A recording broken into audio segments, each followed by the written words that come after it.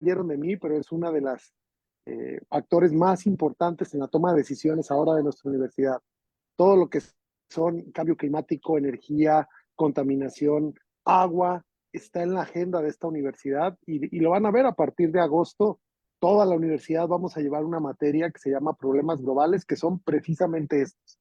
Entonces, todos los temas que giran alrededor de esta agenda son prioritarios ahora para nuestra universidad. ¿Y qué les digo? Para los tiempos políticos que se viven, ¿no? En nuestro estado y en nuestro país, deben de ser puntos muy importantes en la agenda para todos. Pues bueno, no quiero tomar más tiempo, nada más saludarlos, Daniel, saludarlos a todos y adelante, tú que eres el bueno en esto, ya no tomo más minutos. A darle, que es mole de olla, chicos. Muchísimas gracias a todos, ¿eh?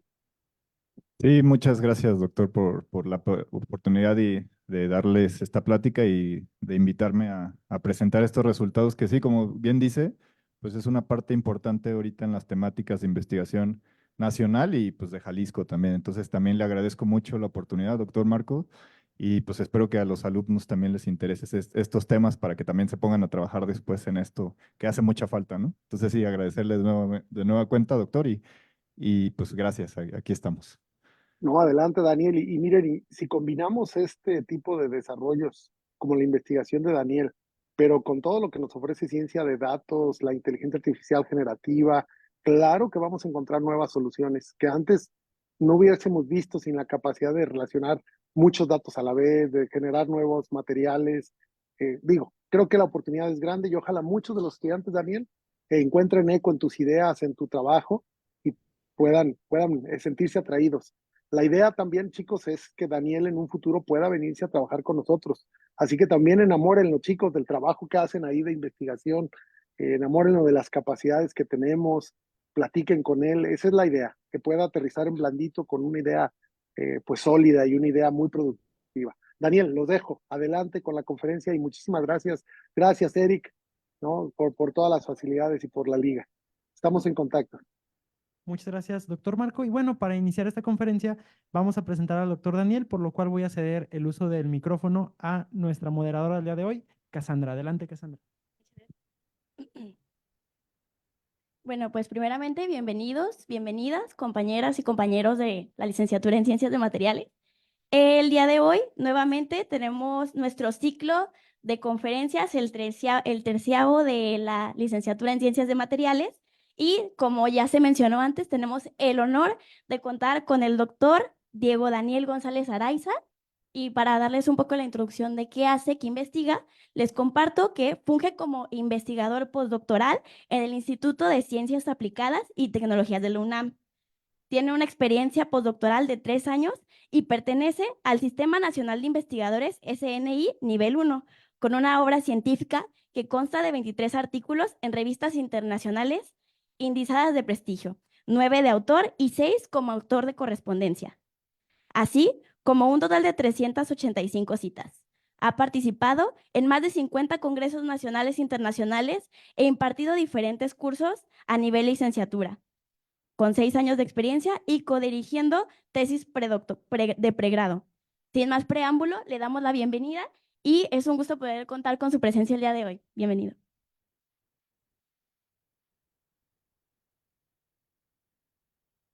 Muchas gracias otra vez al doctor Marco, a Eric y a ustedes que están aquí en su hora libre atendiendo estas charlas que pues algo les va a dejar, les aseguro. Bueno, ya dijeron, el título de la charla es Catalizadores nanoestructurados. Estos con el objetivo de justo resolver problemáticas nacionales y no solo en el ámbito local, también son problemáticas que la humanidad enfrenta, que son generación de energía y contaminantes ambientales, ¿no? Entonces, un poco la temática es pues enseñarles qué es la catálisis heterogénea, que son los materiales que vamos a estudiar. Entiendo que la mayoría de ustedes están estudiando la licenciatura en ciencia de materiales, entonces, pues básicamente nosotros vamos a trabajar con materiales con el objetivo de que funjan como catalizadores, ¿no? A ver si, creo que ya no le pude cambiar aquí. No sé si con este. Creo que ya. Bueno, esto es un poco la estructura que les vengo a presentar de la plática. Justo tener este concepto de qué es la catálisis. Yo creo que muchos de ustedes también han escuchado. Contextualizarla a un enfoque científico, pero también cómo se emplea esta palabra de catálisis en el día a día. Ahorita voy a poner algunos ejemplos. Justo esto de los problemas nacionales a resolver a través de esta estrategia de utilizar materiales catalíticos, en específico la producción de hidrógeno y la disminución de gases de efecto invernadero. Y al final les voy a hacer una pregunta y me pregunto a mí mismo si los catalizadores cambian y bueno, yo mismo les voy a contestar, pero me van a seguir el fuego, ¿no? Entonces, esto es un poco para que me conozcan. Yo no soy agente externo de aquí de la Universidad de Guadalajara. Yo estudié aquí en el CUSEI hace pues, ya casi 10 años que salí. Soy ingeniero químico de formación. Antes de ser ingeniero químico, yo estuve en el CETI. Luego me ha tocado que muchos de ustedes también siguen esa línea, ¿no? Venimos del CETI y luego venimos aquí a estudiar alguna ingeniería. Y después me fui a la UNAM a estudiar la maestría en doctorado justo en ciencia e ingeniería de materiales, con este enfoque de materiales catalíticos. Y bueno, actualmente estoy como investigador postdoctoral también en la UNAM, pero en otro instituto, se llama Instituto de Ciencias Aplicadas y Tecnología, que justo la visión de ese instituto pues es encontrar rutas efectivas para solucionar problemas, pero aplicados, ¿no? No que solo se quede en el laboratorio. Y bueno, pues he hecho diferentes estancias, pero yo les voy a mencionar justo en esta etapa, eh, como recalcando mucho mi experiencia. Yo tuve la oportunidad de hacer un verano en la investigación científica de los que organizaban en esa época la AMC. También hice uno que ahorita actualmente sigue organizando el programa Delfín. A los que no lo conocen, les recomiendo que se acerquen. Y a partir de eso, como que se engendró pues esas ganas de hacer ciencia y justo conocer de lo que actualmente me dedico, porque tuve la oportunidad de hacer una estancia de investigación en el Instituto de Física de la UNAM y ahí se me sembró la semilla, ¿no? Yo sabía que la ingeniería química es lo mío, pero después me di cuenta que hacer investigación referente a ingeniería química y después en específico a ciencia de materiales, pues fue lo que me apasionó, ¿no?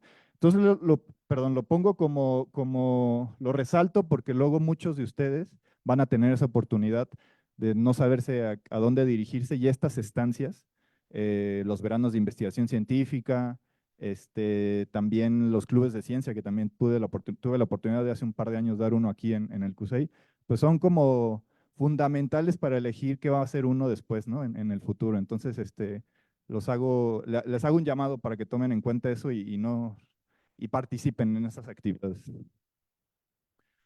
Bueno, toda esta charla inicia con una pregunta, pues, ¿qué es catálisis? No sé si a alguien de ustedes le suena la palabra, sabe qué es con exactitud. Ahorita lo que les voy a mencionar justo es lo que yo me he encontrado, se me hace interesante, pero que uno pone en el buscador de Google palabra catálisis y el nombre de cualquier persona y luego hay conexiones. Hice esto y puse peso pluma y catálisis. Y miren, salió una noticia de La Silla Rota, se llama. Dice, más allá de su éxito personal, Peso Pluma se ve a sí mismo como un catalizador para futuras generaciones. Entonces uno se queda preguntando, ¿están utilizando este concepto científico para explicar algo que sucede en la vida real? Pero pues está curioso, se me ha hecho muy curioso cómo siempre hacen uso de conceptos científicos para explicar cosas que salen en la vida real, ¿no? Puse Bizarrap y puse catálisis. Y otra vez me encontré esta frase. La estética audaz y arriesgada de Bizarrap ha sido un catalizador para la creatividad en el vestir, impulsando una actitud más atrevida, más auténtica en la moda masculina. Entonces ya vamos viendo que esta palabra de catálisis parecería que es como una fuerza motora que impulsa a que suceda algo, ¿no? O que motiva a que suceda algo, ¿no? Y así podemos encontrar muchos ejemplos. Un buen maestro es simplemente un catalizador, una guía hacia la verdad para que cada discípulo debe encontrar por sí mismo. Otra vez, algo que te impulsó a que suceda algo. La soledad es un catalizador de la creatividad. Bueno, para aquellos que les encanta escribir, quizás se han encontrado que estando solos motivan a escribir. Por ejemplo, esta me gusta. ¿Qué mejor catalizador para un poeta que el dolor, ¿no? O también para las canciones, ¿no? Siempre cuando estás dolido, escribes cosas. Y este último, el líder catalizador busca cambiar las cosas obteniendo en el camino la mejor de las personas, ¿no? Entonces, como que ahí ya nos vamos gestando esta idea de que el catalizador es un agente externo al sujeto que ayuda que un proceso se lleve a cabo y que se lleve a cabo de manera más rápida. Y así con esas palabras sencillas les estoy diciendo la definición de un catalizador, tomando todas estas frases que uno encuentra en la cultura popular, ¿no?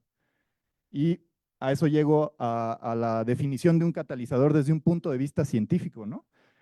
Y es esta que es del librito, que yo creo que se van a aprender mejor lo que les acabo de decir que aprender es esta del librito, pero justo dice lo que les acabo de decir. Es un agente externo que hace que la velocidad de reacción de una, bueno, que se incremente la velocidad de reacción en una reacción química. Entonces, justo los catalizadores hacen que una reacción química suceda más rápido y que, aquí lo vemos en un diagrama de energía, donde si yo tengo una reacción química de A a B, para que se lleve a cabo esa reacción química tengo que superar una brecha energética algo elevada, pero el catalizador lo que me hace es que genera estados de transición con menos energía para que esa reacción química se lleve a cabo. Entonces, les digo, es como una fuerza impulsora, es un agente externo que te impulsa a que se lleven a cabo las reacciones químicas. También me gusta usar de analogía esta figura de una montaña rusa donde, por ejemplo, si nosotros vemos sin catalizador, una reacción tendría que subir toda esta energía potencial, o sea, tendría que tener mucha energía para que se llevara a cabo la reacción química, pero como, con catalizador sería como una reacción química, perdón, una montaña rusa con menos elevación, ¿no? Eso quiere decir que se hace más sencillamente. Entonces, de manera, para que nos quede claro el objeto de estudio de esta investigación, los catalizadores son materiales que te hacen la vida más sencilla, ¿no? A nivel industrial, pues se pueden aplicar en muchos aspectos, y esto sería como la visión en un modelo pensando en átomos, ¿no? Tú tienes tu catalizador, que en general es un material sólido, y tienes las moléculas que van a reaccionar, reaccionan y generan los productos, y siguiendo este paso, que va a ser un paso en principio más sencillo, con menos energía que superar, ¿no? Por ejemplo, esta reacción se llama reformado húmedo de metano y es la vía principal para producir hidrógeno actualmente a nivel industrial, que el hidrógeno, después les voy a comentar que es algo muy importante en la vida diaria, ¿no? Entonces, hay ciertas propiedades que los catalizadores tienen que tener que nosotros buscamos cuando desarrollamos nuevos materiales catalíticos. Son estas tres y son, digamos, las que tienen que cumplir. Tienen que ser activos, o sea, tienen que funcionar bien, vamos a decirlo. Tienen que ser estables, o sea, tienen que funcionar por mucho tiempo. Y tienen que ser selectivos. Esto de la selectividad es importante porque no solo basta con que motiven a que se lleve a cabo una reacción química, sino al llevarse a cabo la reacción química, tú quieres que produzcan ciertos productos en específico. Entonces, los catalizadores también tienen que ser selectivos, ¿no? Y bueno, lo que les decía, la catálisis heterogénea se utiliza en muchas áreas y son muchos de los procesos en la industria se llevan a cabo por catalizadores, al emplear catalizadores, ¿no? Bueno, pero ¿cómo son estos catalizadores? En la actualidad, pues regularmente ya son nanomateriales. Yo creo que muchos de ustedes tienen la idea de que los nanomateriales pues tienen, la definición es que deben de medir menos de 100 nanómetros o en la escala de los nanómetros para definirse un nanomaterial, ¿no? Aquí les pongo un poco el ejemplo dónde estamos en esta escala. Estamos entre las bacterias y los átomos, ¿no? En ese rango de dimensión son los nanomateriales. La catálisis ha existido por muchos años. De hecho, un proceso muy importante que hizo que la Alemania del siglo XX aumentara su economía, el proceso Haber-Bosch, para producir amoníaco, era un proceso que no se pudo llevar a cabo a excepción de que se utilizara un catalizador. En esos casos eran catalizadores de hierro. En la actualidad ya son procesos más sofisticados donde los materiales que se usan como catalizadores pues están en este rango, ¿no? Ahora, ¿cómo son? Ya les estoy diciendo las bondades. Me gusta siempre enseñar esta foto porque se me hace impresionante. Cuando yo empecé a hacer ciencia, trabajar en el primer verano de investigación que les dije, me dijeron, oye Daniel, hay que hacer unas nanobarras de óxido de cerio. Aquí están los artículos, lételos, y es como seguir una receta de cocina, como cuando sigues, te dicen tienes que cocer arroz, ¿no? Pues ya sigues la receta, y yo bien ilusionado ya voy al microscopio electrónico y digo, ya me salieron, ¿no? Porque se ven, el polvito se veía como que era el color que estaba indicando el artículo. Y la primera foto que toma el técnico es esta. Y dije, órale, sí salieron. Pues no, se ve impresionante, se ven unas obleas ahí entrelazadas. Fíjense que aquí es una escala de 20 micrómetros, pero no era lo que me estaban pidiendo, porque después veremos que la morfología a esta escala es importante para definir ciertas propiedades de los catalizadores. Me gusta poner esta foto porque, aunque no logré el objetivo, se me hace bonita la foto, ¿no? Siempre lo pongo como, bueno, al menos tuve una foto bonita, la puedo poner en las redes sociales, ¿no? Al final, después de mucha síntesis, me acuerdo fueron 34, logré las malditas nanobarras, ¿no? Dije, bueno, ya lo logré. Pero ¿qué pasa en el quehacer científico? A lo largo, no hay experimento que no te ayude a seguir avanzando. A lo largo de estar obteniendo estas nanobarras, dije, órale, también sintetizo nanocubos. Y se ven bonitos. Y luego empecé a sintetizar estas cosas que si me creen son esferas. Esas ya están más difíciles de imaginar, pero son esferas. Entonces mi investigación justo ya no se centró en utilizar estas nanobarras para fines catalíticos, sino justo estudiar el efecto de la morfología en las propiedades en las propiedades catalíticas de estos materiales. Y me di cuenta que era una línea de investigación amplia y novedosa en esos años, hace casi 10 años. Y bueno, esta siempre es otra foto que me gusta poner porque es la primera vez que mis ojos vieron unos átomos. Estos puntitos que ustedes ven aquí son átomos.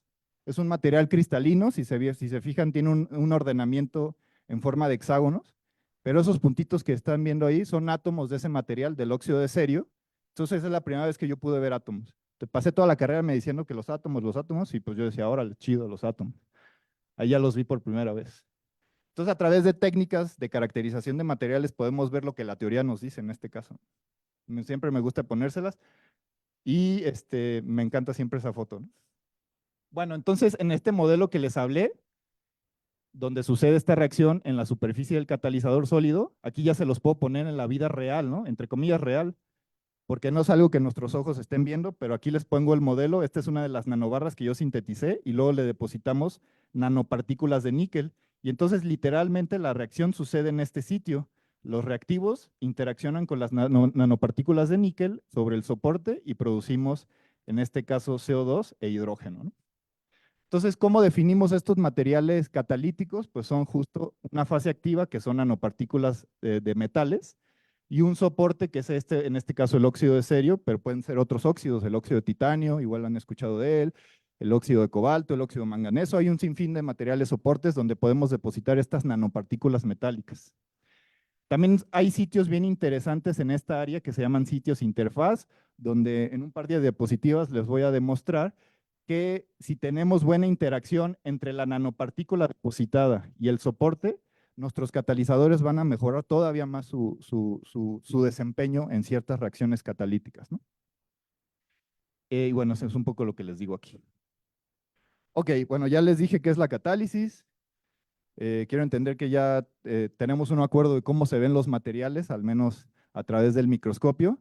Entonces aquí lo que les voy a decir es, bueno, pues ¿para qué podemos utilizar estos nanomateriales que te la pasas horas y horas sintetizando en el laboratorio, ¿no? Como les decía al principio de la plática, hay dos problemáticas muy grandes, les digo, tanto en México, bueno, Jalisco, México, mundo, ¿no? La generación de energía y los problemas de contaminantes ambientales. Y estas están interrelacionadas. Es decir, actualmente la generación de energía el 80% proviene de consumir fuentes no renovables, básicamente gas natural y petróleo. Y entonces al consumir estas fuentes no renovables, pues generamos contaminantes ambientales. Entonces, una estrategia justo es pues migrar hacia fuentes de energía que sean renovables, pero además que no produzcan tantos contaminantes ambientales, ¿no? Entonces, esta es una estrategia, o digamos, uno de los problemas a atender.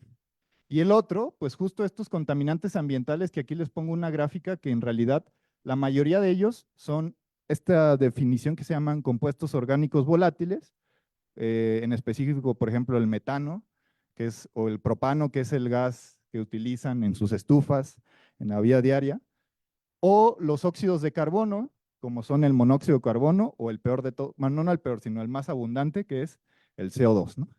El CO2 que todos aquí estamos exhalando y estamos llenando esta sala de CO2.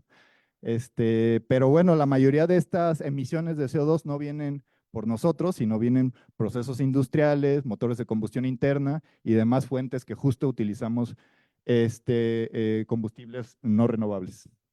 Entonces tenemos que solucionar estos dos problemas. ¿Cómo lo vamos a hacer? Bueno, puse esta diapositiva otra vez enmarcando las dinámicas o las estrategias que se siguen en el área de ciencia de materiales, porque básicamente se engloban en tres. Tú desarrollas un material. Hay diferentes métodos para desarrollar un material. Después tú estudias ese material, quieres saber sus propiedades físicas, químicas, estructurales, y al final tú le encuentras, bueno, tú lo aplicas en algo. Esas tres tienen que estar siempre ligadas, porque sintetizar un material por el hecho de que se vean bonitos, por ejemplo, las primeras diapositivas que les puse, ay, ahí están las nanobarras, qué bonitas se ven, órale, suave, bien, y ya, no tiene una función. De hecho, si ustedes han hecho alguna vez una carne asada, están sintetizando nanotubos de carbón, pero pues los utilizan en algo, ¿no? ¿Verdad? Yo creo que los inhalamos todos. Entonces, todos de aquí hemos sintetizado nanomateriales.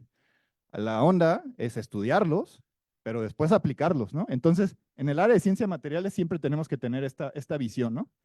Ya les digo, depende de dónde van a aplicar su área de expertise, pues son las rutas de síntesis. Yo aquí les enumero las que he estado utilizando últimamente, no se las voy a explicar a detalle todas porque me llevaría toda la presentación. Solo voy a hacer hincapié en esta que es la síntesis hidrotermal, que es como sintetizar estas nanobarras que les dije, ¿no? En realidad esta síntesis, bueno, después les explicaré que es bien sencilla. Es un nombre muy rimbombante, pero es más sencilla de lo que ustedes creen. Y luego, pues hay que utilizar todas las estrategias y todas las técnicas de caracterización que igual a nivel licenciatura se las explican, o ya cuando están en posgrado, los fenómenos físicos y químicos detrás de ello, pues aquí les enlisto todas las que hay que conocer, al menos en el área de catálisis, para poder estudiar nuestros materiales, ¿no?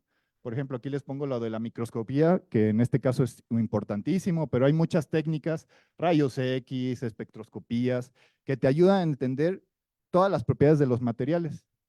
Y al último, lo que les comentaba, pues en qué vamos a aplicar estos nanomateriales, ¿no? Entonces, justo, pues generación de energía, en específico producción de hidrógeno, o reacciones que ayuden a disminuir la contaminación ambiental, ¿no?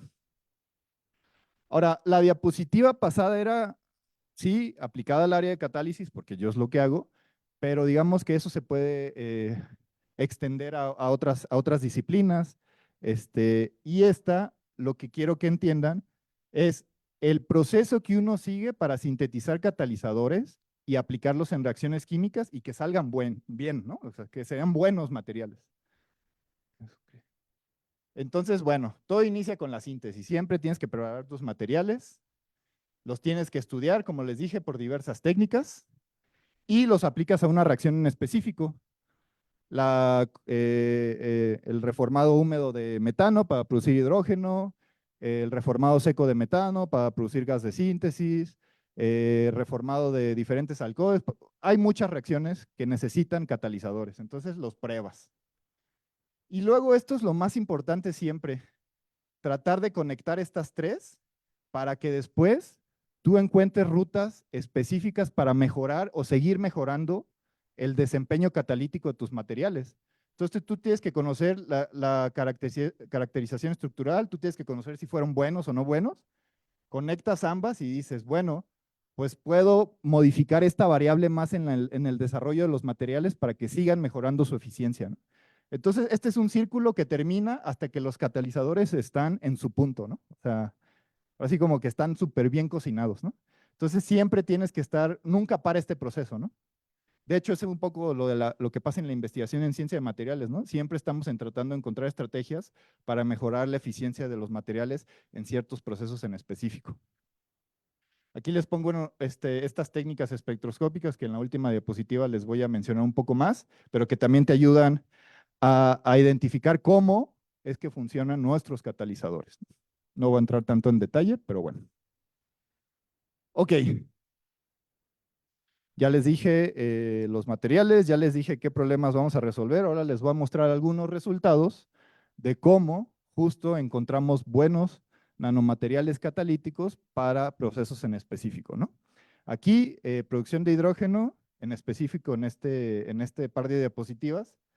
¿Por qué el hidrógeno? No sé si han escuchado. El hidrógeno, si lo utilizamos como para combustión, pues sí es muy exotérmico, su combustión genera mucha energía, pero todos estos procesos donde quemamos algún material o generamos la combustión, siguen siendo procesos con poca eficiencia energética. Es decir, que mucha de esta energía que se produce se disipa por métodos disipativos de calor. Los motores de combustión interna de sus carros, por eso se calientan, porque la mayoría de la gasolina que se utiliza para encender el motor y echar a andar, realmente se quema para calentar su carro, no para que el carro avance. Tienen eficiencias de como el 30%.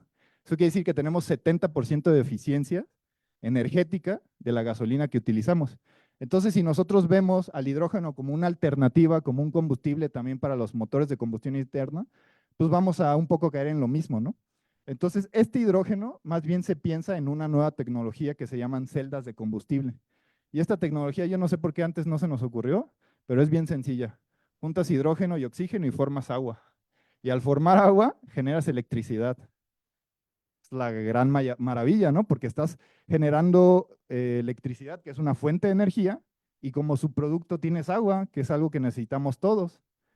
Lastimosamente necesitamos materiales específicos para que se lleven a cabo estas reacciones, que justo son electrodos de platino, y esa es otra área de ciencia de materiales, porque los electrodos de platino luego se contaminan mucho, el platino es muy escaso, entonces esa es otra área.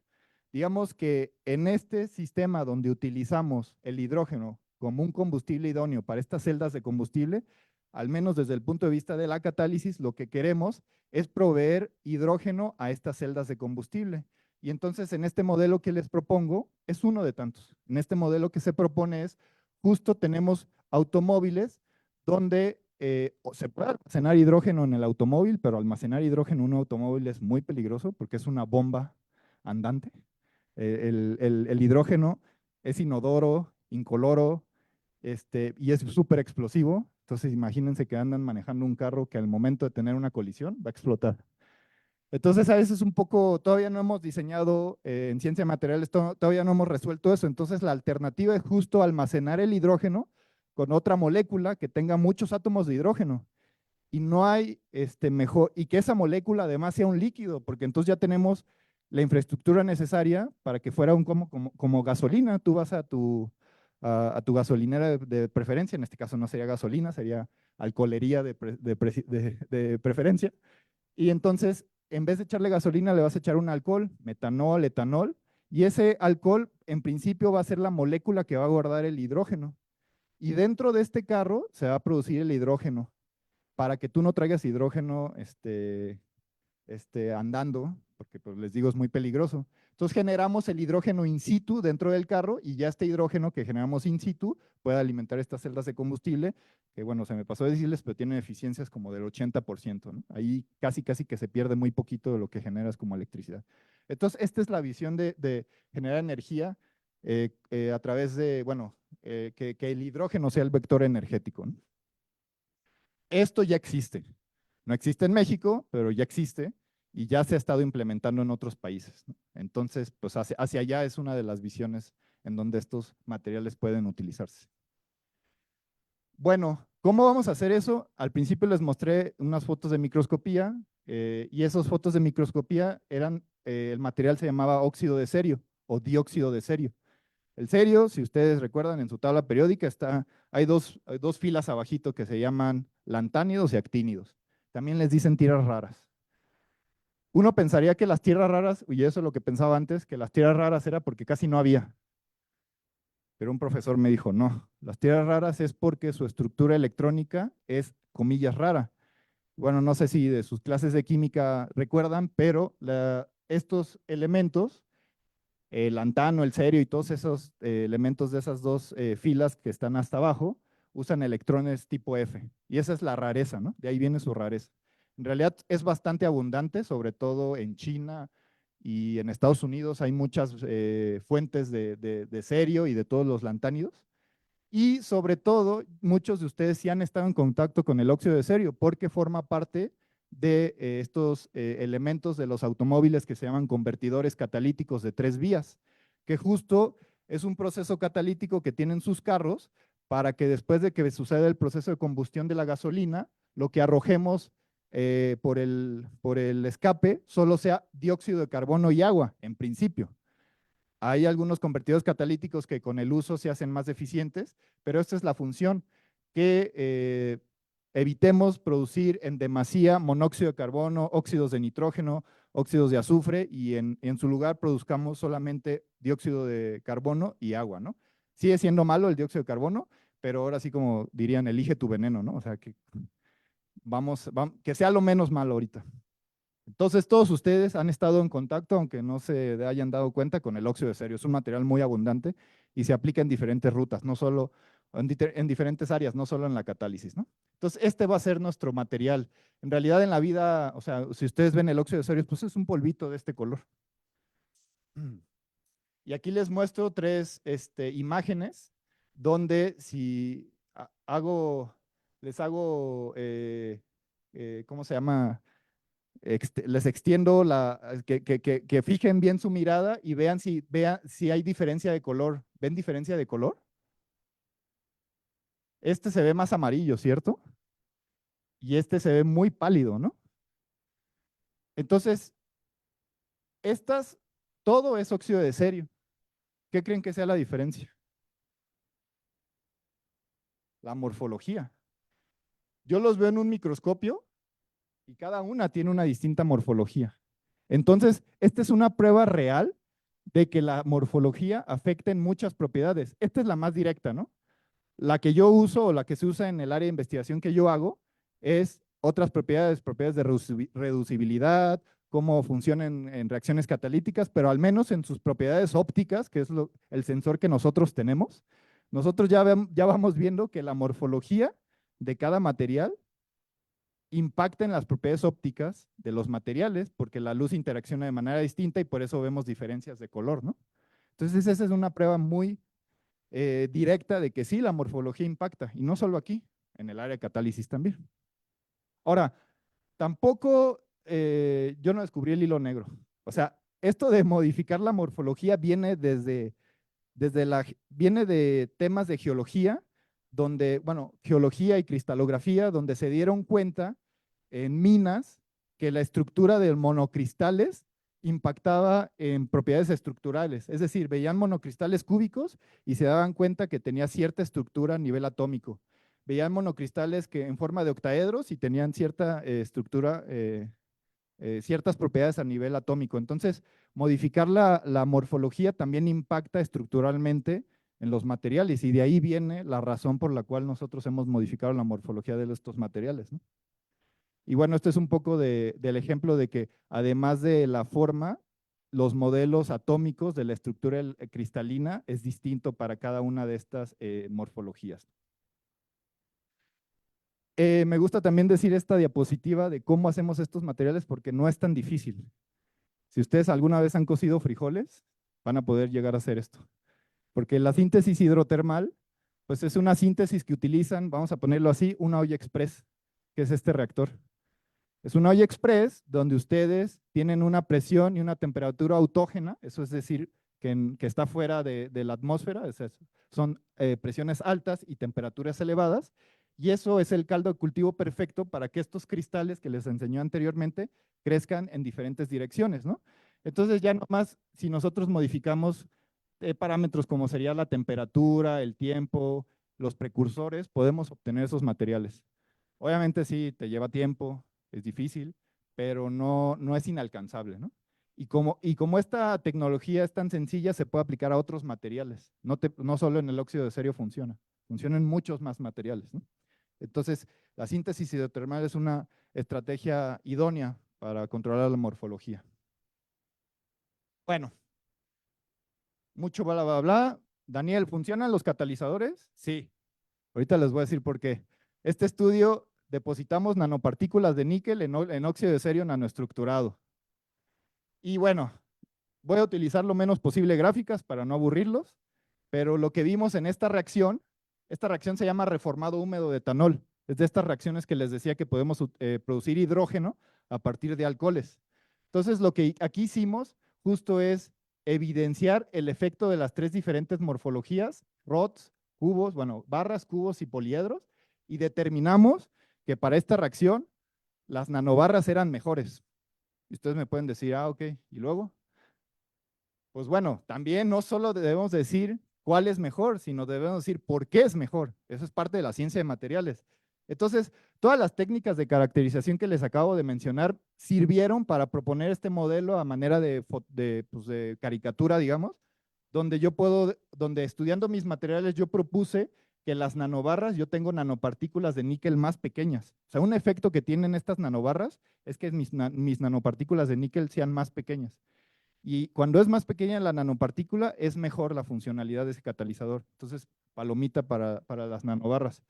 Pero además, como esta reacción estamos rompiendo enlaces carbón-carbón, porque es un alcohol, se le puede depositar carbón, coque. Sí, se llama carbón coque. Y entonces lo que observamos también es que este carbón que se depositaba en las nanobarras era más sencillo de quitar. Entonces, estas propiedades es muy selectivo. Si se acuerdan, había tres propiedades de los catalizadores que les mencioné al principio: actividad, selectividad y estabilidad. Entonces, las nanobarras son muy selectivas, pero además muy estables. Y eso es una de las funciones de la morfología a la nanoescala, ¿no? Que estos catalizadores fueron mejores.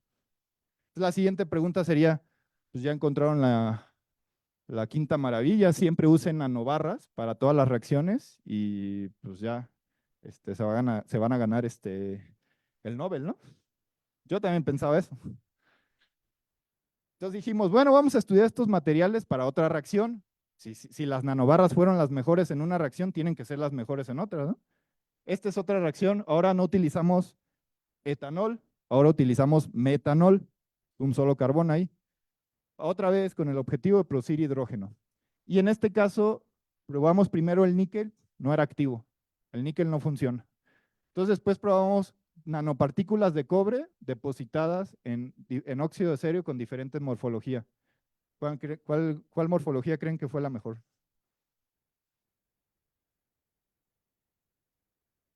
De seguro que no fueron las nanobarras, porque ya les dije que no, ¿no? Ya les queda dos opciones más. Fíjense en esta propiedad otra vez, selectividad. Estas dos son nanobarras y nanopoliedros. Son igualmente selectivos, o sea, producen mucho hidrógeno. ¿Se acuerdan que les dije hace unas diapositivas que el problema del platino es que se envenena y es muy caro? Lo que envenena al platino es el monóxido de carbono.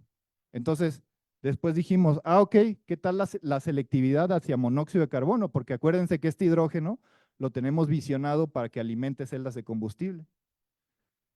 Nos dimos cuenta que las nanobarras eran muy selectivas al monóxido de carbono y los nanopoliedros poco selectivos. Entonces, si los nanopoliedros y las nanobarras son buenas para hidrógeno, pero las nanobarras están produciendo mucho monóxido de carbono, ¿cuál es el mejor catalizador? Los que no producen tanto monóxido de carbono, que fueron los nanopoliedros. Esta metodología la hemos aplicado para 6, 7 reacciones más y siempre nos damos cuenta que la mejor morfología depende, uno, de la nanopartícula. Es diferente en nanopartículas de níquel, de cobre, de platino, de paladio, de todos los metales que se les ocurra. Y dos, y más importante, de la reacción en que la van a utilizar. Entonces, no nos ganamos el premio Nobel, pero ya supimos que no siempre la mejor morfología o no siempre las nanobarras van a funcionar para cada reacción, que la morfología es importante dependiendo de la reacción que se quiera probar en estos catalizadores, ¿no?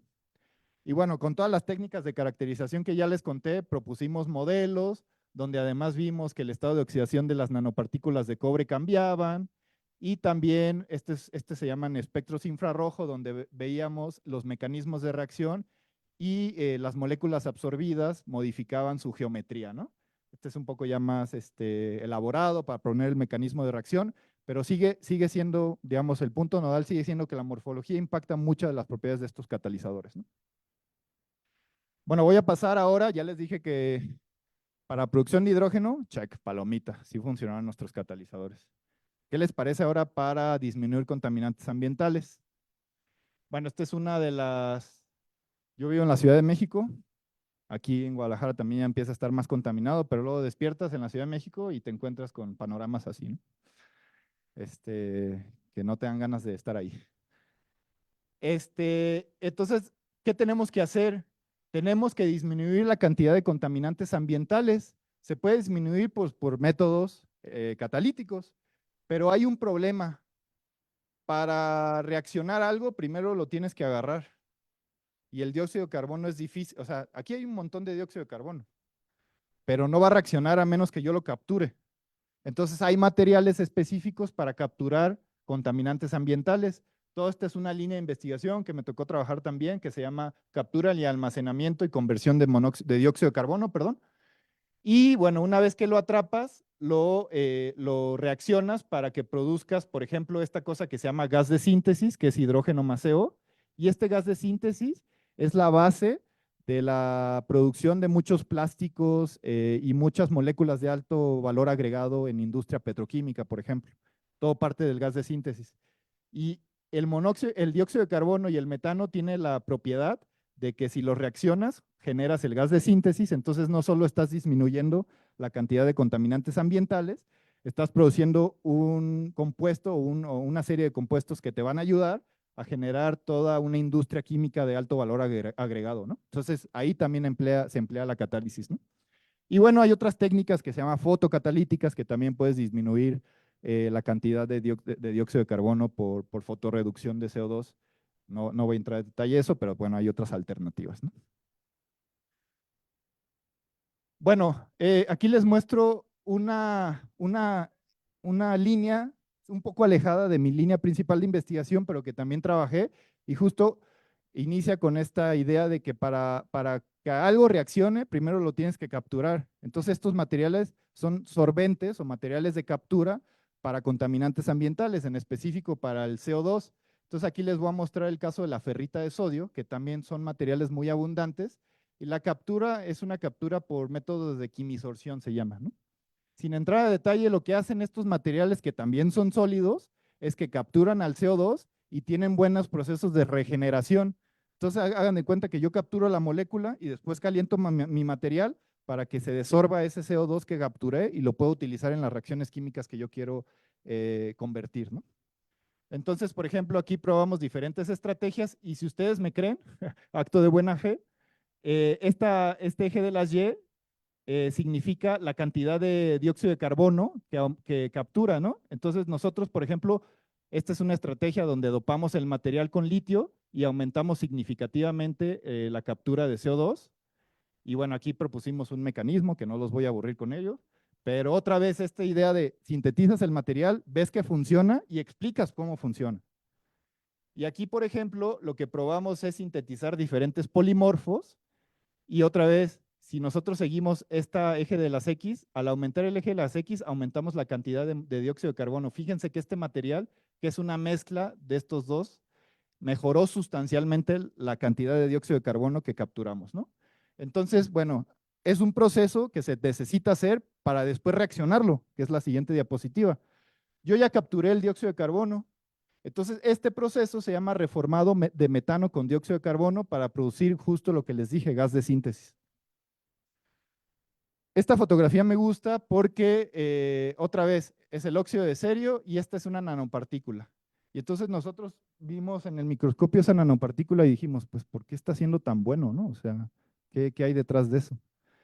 Con todas las técnicas estructurales que ya les mostré, propusimos este modelo, donde los puntos amarillos es el dióxido de carbono, perdón, es el dióxido de cerio, y los puntos en plateado es el platino.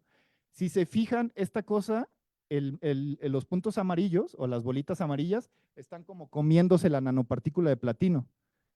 Eso se llama crecimiento epitaxial. Eso lo que hace, si recuerdan las primeras diapositivas, es generar sitios en la interfaz. No sé si se acuerdan que les dije, los sitios en la interfaz son importantes. Entonces nosotros determinamos que este catalizador era bueno porque justo generábamos estos sitios en donde se combinaban ambos átomos, los átomos del dióxido de cerio y los átomos de platino. Y eso justo ayudaba a que se llevara a cabo esta reacción de manera más eficiente, ¿no? Todo esto fue detrás muchas técnicas de caracterización, pero digamos este es el resumen de ese trabajo, ¿no? Dijimos, bueno, pues ya lo hicimos, Ya sabemos que también el dióxido de serio es bueno para esta reacción de reformado seco de metano para producir el gas de síntesis. ¿Cuál es el problema aquí? ¿Identifican el problema con este trabajo? El platino, ¿qué es? Les dije es carísimo, muy caro. Entonces, en realidad, pues sí estamos resolviendo, pero no tanto, porque el platino es más caro que el oro, es de los metales más caros. Entonces, lo que hicimos después es formar aleaciones platino-níquel. El níquel es extremadamente barato, pero de todos modos podemos proponer sistemas donde tengamos átomos en la superficie para que sigan siendo catalíticamente activos, pero no sea tan caro el catalizador. Entonces aquí formamos nanopartículas bimetálicas Y bueno, también fueron buenas para esta reacción. Bueno, ya con estas últimas diapositivas voy a terminar la charla y les hago la pregunta, ¿los catalizadores cambian? Porque si se acuerdan de la definición que les dije, el catalizador lo que ayuda es acelerar la reacción. Pero al acelerar la reacción, en principio, la química y la estructura del catalizador no tiene que verse reflejada en los compuestos. ¿Eso qué quiere decir? Que, por ejemplo, mis átomos de platino, en este catalizador anterior que les mostré, no deben de formar compuestos con la molécula de hidrógeno, por ejemplo, o de CO2, que son los productos que voy a generar en esta reacción. Entonces, en principio, la visión más tradicional, vamos a llamarle así, es que el catalizador se mantiene, solo funciona para que se lleve a cabo la reacción, pero a él no le pasa nada. ¿Ustedes creen que eso es verdad? Depende. Solo en la teoría. Sí, solo en la teoría. Pues sí, la respuesta es no. Los catalizadores siempre cambian. Por ejemplo, aquí tenemos otra vez el modelo donde tenemos el catalizador soportado. Acuérdense, son nanopartículas que los depositamos en algún óxido. Entonces hay posibles modificaciones siempre. Se lleva a cabo la reacción catalítica, entonces una modificación que es la que nos fastidia mucho a los que hacemos ciencia de materiales en materiales catalíticos es que la nanopartícula crezca. Si la nanopartícula crece, la relación entre área superficial y átomos totales va a disminuir. Entonces, entre menos átomos en la superficie yo tenga, menos capacidad tengo de que las moléculas se absorban y reaccionen. Entonces, entre más grande es una molécula, es una nanopartícula, peor catalizador va a ser. Entonces, eso es uno de los grandes problemas que nosotros tenemos, que al momento que suceda la reacción, crezcan las nanopartículas. La otra se llama envenenamiento, es decir, que los reactivos, por ejemplo, les mencioné el caso del coque o del carbón, de los depósitos del carbón. Esos reactivos se pueden depositar en la partícula y eso bloquean los sitios catalíticamente activos y eso hace que ya no suceda la reacción. Entonces, aquí les voy a mostrar fotos donde eso realmente está sucediendo. Esta reacción ya se las mostré en un par de diapositivas. Es el reformado de etanol para producir hidrógeno. Este es mi catalizador antes. Yo lo vi en un microscopio. Fíjense qué bonito se ve, homogéneo, partículas bien definidas. Y vean cómo acabó. Terriblemente, ¿no? Y esto que ustedes ven, estos nanoalambres, justo son los nanotubos de carbón que se forman, que les digo que pueden formar haciendo una carne asada. Yo los formé aquí. La desventaja es que estos nanotubos de carbón, que sería como este ejemplo, pues justo hace que se bloqueen los sitios donde puede reaccionar. Entonces, la respuesta a mi pregunta inicial, sí, los catalizadores cambian. Ahora, y esto es lo más interesante ahorita del área de catálisis. Nosotros podemos tomar fotografías o podemos estudiar nuestros nanomateriales antes y después de reacción.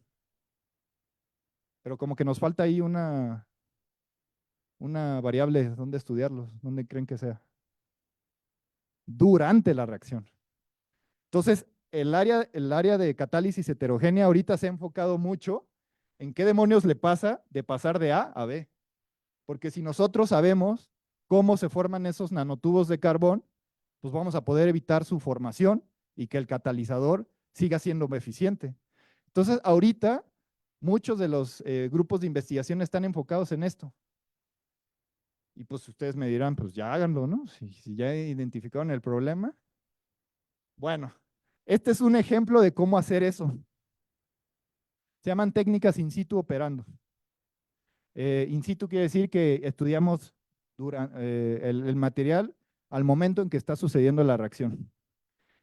Pues sí, aquí te dice que como una foto, una caricatura de cómo hacerlo, ¿no? Tienes tu catalizador, que suceda la reacción, y pues ya nomás consigue rayos X, XPS o absorción de rayos X que te estudien este material. Ustedes me dirán, pues sí, pues ya nomás háganlo, claro. Ya vámonos un sincrotrón y lo hacemos. ¿Qué pasa con esto? El sincrotrón en México no existe.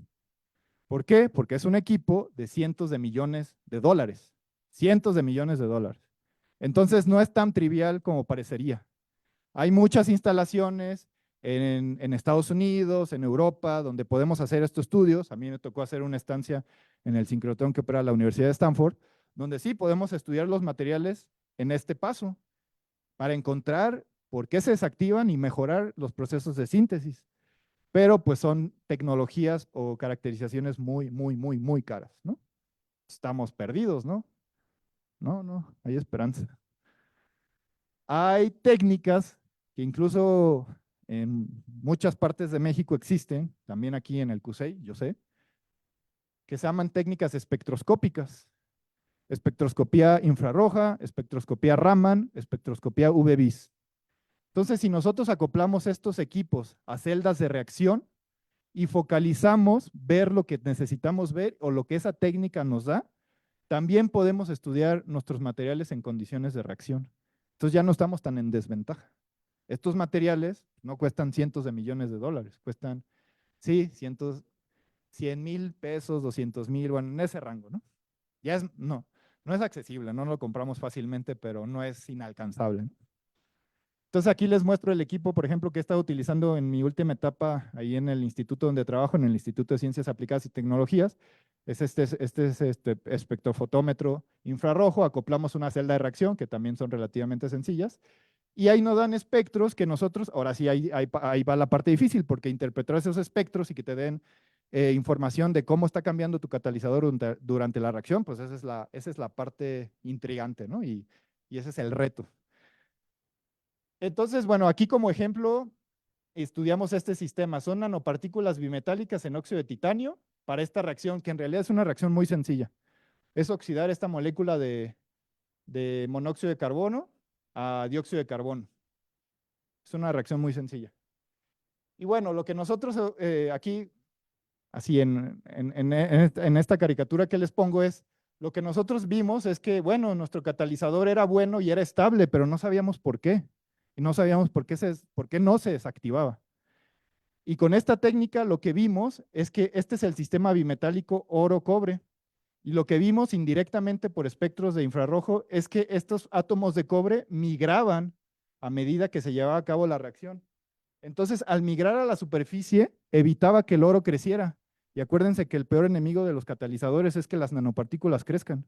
Entonces, al evitar que el oro creciera, pudimos mantener el tamaño de nanopartícula del oro muy pequeño y pudimos determinar que este catalizador era el mejor.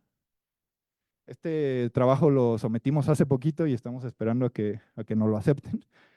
Pero digamos que es la alternativa para nosotros, aquí en México, de poder estudiar los sistemas de reacción durante o en el momento en que sucede la reacción. Bueno, comentarios finales de esta plática. Quiero que todos se lleven a su casa esta idea de que, bueno, los catalizadores nanoestructurados, que es como se llamó la plática, pues se conforman de nanopartículas metálicas depositadas sobre un óxido, ¿no? Y que estos se usan para incrementar la rapidez de reacción en una reacción catalítica, ¿no? Tienen una función muy, muy importante. El óxido de cerio, que es el material que les mostré en la mayoría de las diapositivas, pues se usa como soporte y se puede utilizar tanto en la producción de hidrógeno como en la disminución de contaminantes ambientales, ¿no? Y por último, que para diseñar efectivamente y de manera eficiente catalizadores, pues tenemos que conocer su estructura y cómo funcionan antes, después, pero sobre todo durante la reacción. Ya como última diapositiva, los invito a formar parte de la Academia Mexicana de Catálisis. Nosotros somos una academia, ya tenemos 35 años, cumplimos en el 2023 35 años. Ahí están las redes sociales. Es una academia que agrupa a todos los investigadores e investigadoras del área de catálisis, pero también a todos los estudiantes en el área de catálisis. Y tenemos varios certámenes de mejor tesis de licenciatura, maestría, doctorado. Cada 2 años tenemos un congreso mexicano de catálisis. Es una comunidad que pues tiene mucho tiempo, pero siempre necesitamos juventud, divino tesoro, ¿no? Entonces ustedes pues forman parte de esa juventud y pues los invitamos a participar. Y con eso les quiero dar gracias por su atención y cualquier duda aquí estoy.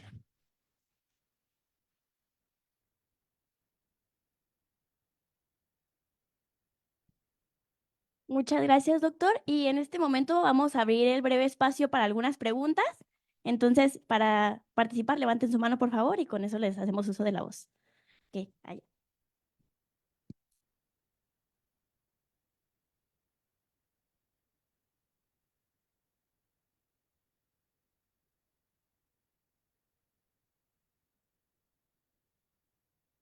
Bueno,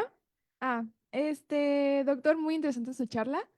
Mi pregunta es más como en la oxidación parcial del metanol, esa capturación que menciona del CO2, ¿hacia dónde se iría? ¿Se cambiaría como un filtro o cómo podría ser ese manejo? A ver, ¿te refieres a cuando capturamos el dióxido de carbono? Sí, Ok. Estos materiales que les mostré, a ver, nomás que como tienen varias aquí. Yo creo que te refieres a esta parte. sí. Ok, el dióxido de carbono, hay muchas maneras y metodologías para capturar el dióxido de carbono. Hay solventes, bueno, sorbentes, perdón, o materiales líquidos. Hay materiales sólidos, como les estoy presentando. Y la ventaja de estos materiales sólidos es que lo capturas y después esa captura se hace una captura química. Aquí les puse la reacción justo. Tienes la ferrita de sodio, tienes el dióxido de carbono y fíjate lo que formas. Se llama un carbonato de sodio. El carbonato de sodio es un material sólido. Entonces, ¿cómo se hace la captura? Pues tú ya capturaste un gas, y lo capturaste y lo tienes en un sólido. Entonces, manejar sólidos siempre es mucho más sencillo que manejar gases, porque los puedes manejar. El gas, pues, aquí estoy tratando de capturar dióxido de carbono, pero se va entre mis manos, ¿no? Entonces, ya que tienes el carbonato de sodio, bueno, el dióxido de carbono capturado como carbonato de sodio, pues ya lo puedes manejar como tú quieras. Lo calientas a cierta temperatura y ese carbonato, en principio todas las reacciones tienen reversibilidad, entonces, ¿qué vas a tener ahora? Dióxido de carbono, pero ya cuando tú lo decidas. Ok, Entonces, así se hace el manejo de eso. gracias. Doctor, ¿hay manera de que podamos acceder a esta presentación más tarde? ¿Es mis diapositivas?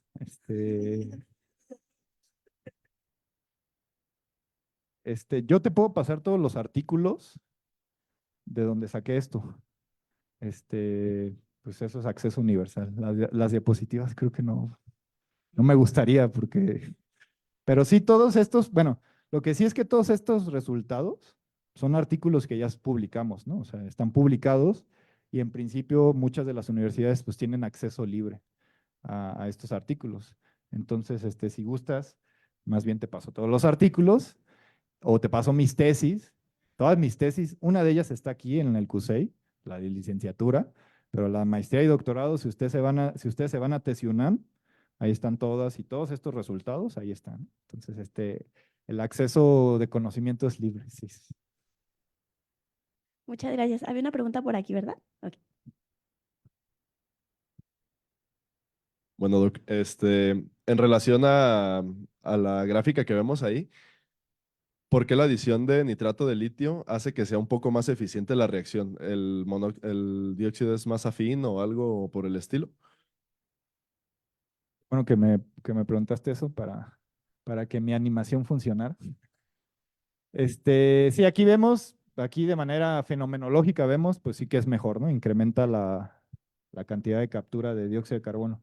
Y aquí les estoy poniendo el mecanismo que propusimos con todas estas técnicas de caracterización. Este es el material, este es de la ferrita de sodio. En primer paso vemos que se acercan las moléculas de dióxido de carbono. Al acercarse, si ustedes siguen esta reacción, lo que vamos a formar es carbonato de sodio. Entonces, este carbonato de sodio, cuando está muy cerca del nitrato de litio, que es lo que agregamos, forma algo que se llama una fase eutéctica.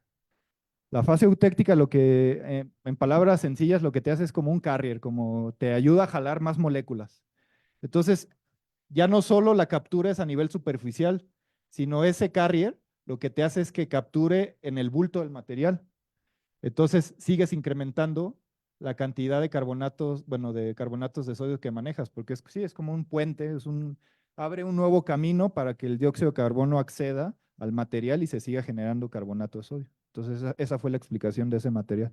Y funciona con otros nitratos, no solo con el de litio. Hay otros trabajos en este grupo de investigación que estuve, que es en el Instituto de Investigaciones en Materiales. El doctor Heriberto Pfeiffer, les comento por si les gusta hacer o le quieren hacer investigaciones en ese estilo. Estos materiales, él es el pionero en esos. A mí me tocó trabajar un año más o menos con él.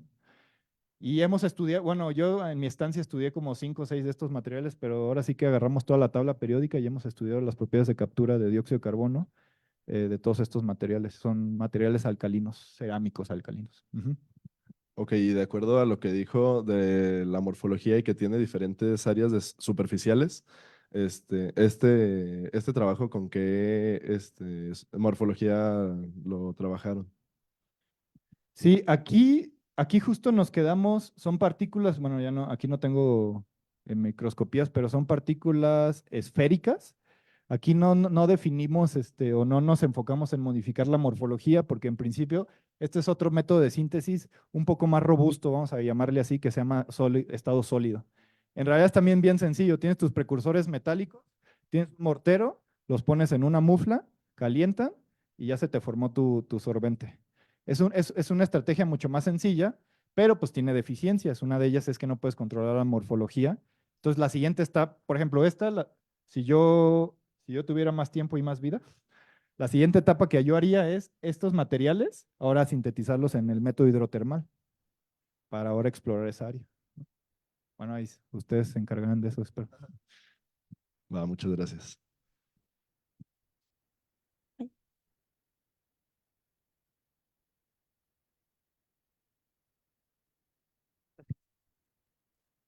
Buenas, muchas gracias por la plática, se puso muy interesante. Ay. Hablando sobre el tamaño de la nanopartícula y la morfología, no sé si se hicieron síntesis de diferentes tamaños de partículas, si fue así, y se estudió el porcentaje de eficiencia, cómo es en relación de una pequeña a una más grande. Uno de los efectos que tiene modificar, mira, aquí en este ejemplo te lo pongo y también en el anterior. Uno de los efectos que tiene el soporte no solo es estos planos cristalográficos expuestos, sino también hace que la nucleación de las nanopartículas sea diferente. Aquí lo que intentamos mostrar con esta diapositiva, bueno, con este diagrama o este modelo de nuestros catalizadores, es que los dos mejores catalizadores, los que tenían poliedros y nanobarras, estas esferitas de forma gris, eran nanopartículas pequeñas de cobre. Y de hecho, con estados de oxidación entre 0 y 1 más. Y los cubos, en principio, eran los que eran los que tenían peor eficiencia, porque además tenían tamaños de partículas más grandes. Entonces es directamente lo que, lo que me estás preguntando, sí afecta, porque justo el efecto de la morfología también afectaba en cómo nucleaban y qué tamaño tenían al final nuestras nanopartículas. Entonces sí, siempre en catálisis, como les comento, hay una relación directa entre el tamaño de partícula y la actividad catalítica. Es algo muy sencillo que ustedes ven. Imagínense un cubo que mide 1 metro cúbico, pues tienen ciertos átomos, si ustedes parten ese cubo en 100 o en 100,000, van a seguir teniendo la misma masa, o sea, el mismo número de átomos, pero con mayor área superficial, o sea, van a exponer. Entonces, hay una tendencia muy ligada entre el tamaño de partícula y la actividad catalítica. En el oro, por ejemplo, que es el último trabajo que les mostré, el oro, si tú lo creces más de 10 nanómetros, inerte. De hecho, la catálisis a base de oro fue un boom que sucedió hace 20, no, hace 40 años. Es reciente en términos de catálisis, porque antes el oro se creía que no era activo. Entonces descubrieron que si tú eras capaz de disminuir el tamaño de partícula de las nanopartículas de oro de 10 nanómetros hasta un átomo, eso se llama en inglés single atom catalyst, átomos de un solo catalizadores de un solo átomo, eran súper eficientes. Entonces, para no extenderme más, sí, el tamaño de partícula es una de las variables que se estudia. En este caso lo controlamos indirectamente modificando la morfología. Gracias.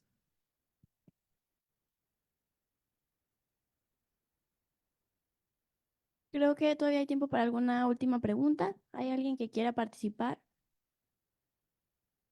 ¿Allá? Ujú.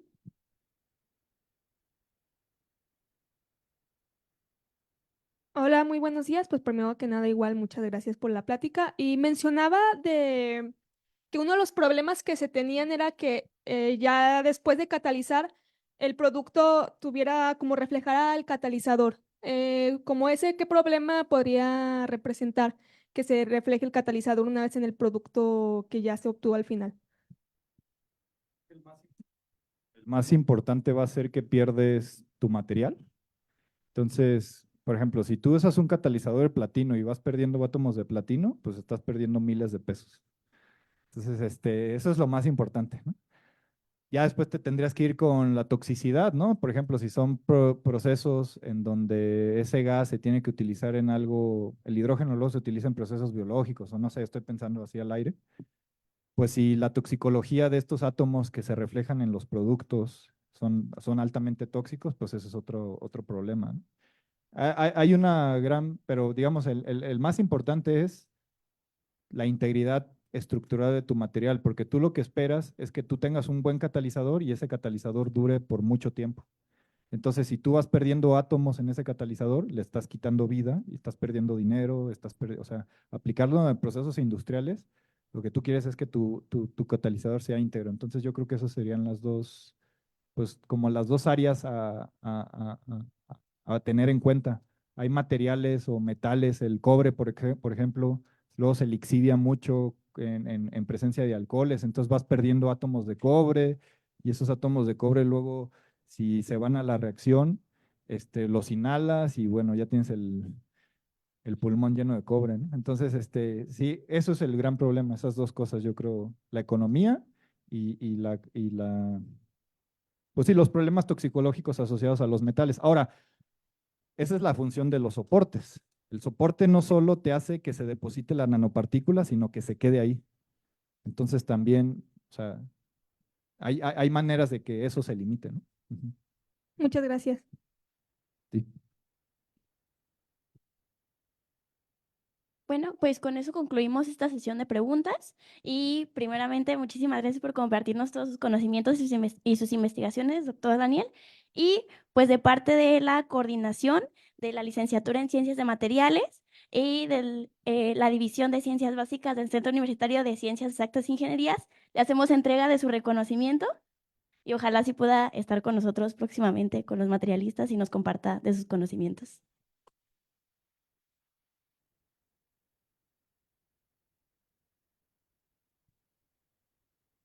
Y pues otra vez muchas gracias a todos por su atención y espero que esta plática haya sido motivadora para que se adentren al tema de la catálisis. Gracias, gracias a todos.